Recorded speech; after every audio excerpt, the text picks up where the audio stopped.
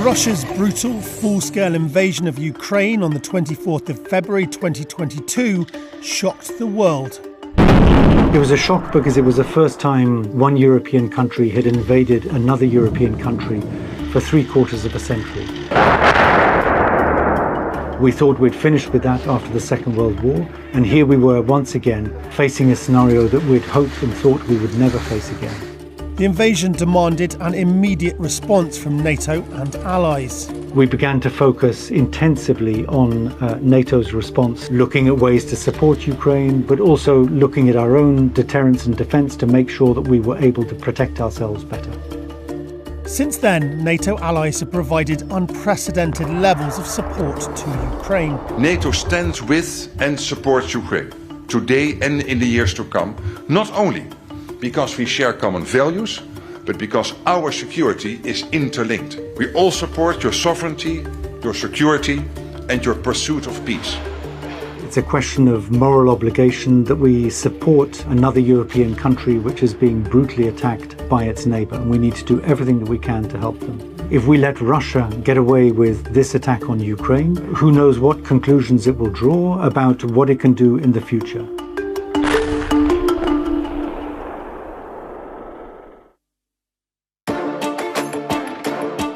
NATO and allied support to Ukraine spans a broad range of areas. Weapons, air defence systems, training, fuel, medical supplies and non-lethal aid.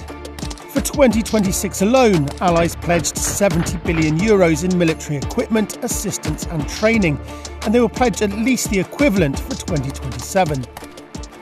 99% of all the defence support that goes to Ukraine comes from NATO countries. I think that says a lot about the strength of the relationship between Ukraine and NATO. Initiatives like the Prioritised Ukraine Requirements List, or PEARL, help identify Ukraine's most urgent military needs and match them with support from allies and partners. Since we started PEARL last summer, it has supplied around 75% of all missiles for Ukraine's Patriot batteries and 90% of the missiles used in other air defence systems. Without the capabilities provided by PEARL, Ukraine would not be able to defend itself in the way that it does now. We'd see far more devastation, we'd see far more civilian casualties. Across the alliance, Ukrainian troops are receiving training in different areas, including battlefield tactics, medical support and air defence. To date, tens of thousands of Ukrainian personnel have taken part in programmes delivered by NATO allies. The NATO Security Assistance and Training for Ukraine, or UNSATU, helps coordinate these efforts as the war continues to evolve. The Ukrainians now have one single point of entry for their support. We have the capacity, we have the expertise, training, maintenance, equipment support, and so of course make life easier for the Ukrainian forces in terms of getting their support and can focus on the actual fight. It's them fighting the war right now, it's not us. We are really doing 100% what we can do to improve those soldiers.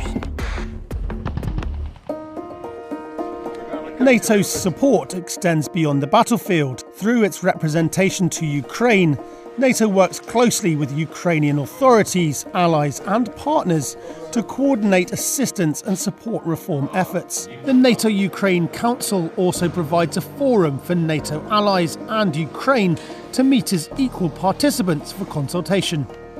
And through the Comprehensive Assistance Package, or CAP, allies provide a broad range of non-lethal assistance and long-term support programmes, including medical assistance and rehabilitation projects for wounded Ukrainian personnel. CAP includes support for 5 military rehabilitation centres, so Ukraine's brave defenders get the care they deserve. This is absolutely critical for the individuals on the battlefield, so that they know if they are wounded, they're going to get the care they need and fully rehabilitated. From physical rehabilitation to long-term recovery, the programme is helping injured Ukrainian soldiers adapt to life after injury and rebuild their futures.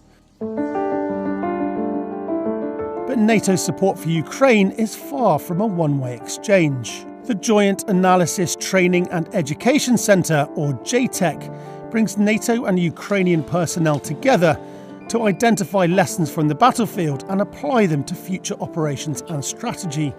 We see JTEC as a two-way street. One line transmits specific Ukrainian knowledge and experience to NATO on how the modern war looks like. This allows allies and the whole organization to speed up its procedures and training. The other line leads to Ukraine interoperability with the alliance. From drone warfare and battlefield innovation to the speed of procurement and adaptation, lessons from Ukraine are helping shape NATO's approach to future security challenges. We of course get also information in terms of frontline experiences with our Western weapon systems.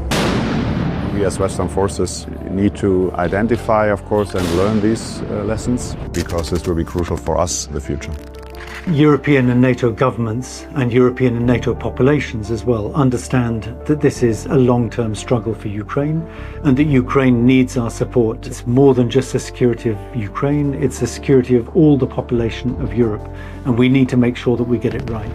NATO's support for Ukraine remains broad and comprehensive and evolves continuously. Together, NATO allies and Ukraine are adapting to new challenges on and beyond the battlefield, helping shape the future security of both Ukraine and the alliance.